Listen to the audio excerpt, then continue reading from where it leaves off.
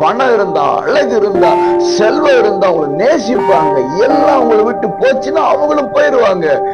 எதையும் எதிர்பார்க்காத ஆண்டவருடைய அன்பு அது ஒன்றே நிரந்தரம். ஆகவே கர்த்தர் சொல்றார், நானும் உன்னை சிநேகித்தேன். அந்த ஒரு சிநேகம் தான் உண்மையான அன்பான உறவுகளே, இயேசுவின் மகத்துவமான நாமத்தில் மனதார வாழ்த்துக்கள்.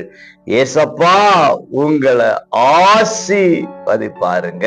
ஏசாயா 43:4 நானும் உன்னை சிநேகித்தேன். பிரியமானவர்களே, உங்களை நிறைய பேர் சிநேகிக்கலாம். நீங்க சொல்ல, எனக்கு நிறைய சிநேகிதர்கள் உண்டு. சிநேகிக்கிறவர்கள் பெருகி கொண்டிருக்கிறாங்க. நீங்க ஒரு பிள்ளையா இருந்தீங்கன்னா உங்க அப்பா அம்மா ரொம்ப நேசிப்பாங்க. நீங்க நல்லா படிச்சு சம்பாதிச்சீங்கன்னா உங்க அப்பா அம்மா அல்லது உங்களை சார்ந்தவர்கள் அத்தனை பேர் ரொம்ப நல்லா நேசிப்பாங்க.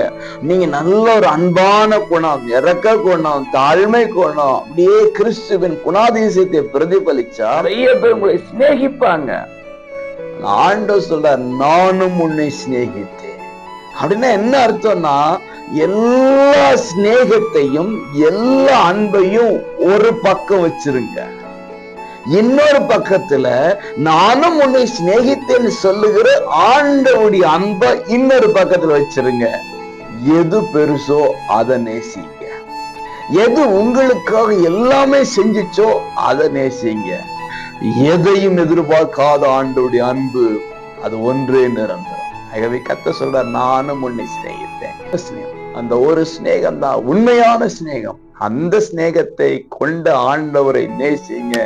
ஒரு பிள்ளையாக வாழுங்க, ஆசீர்வதிக்கப்படுங்க. God bless.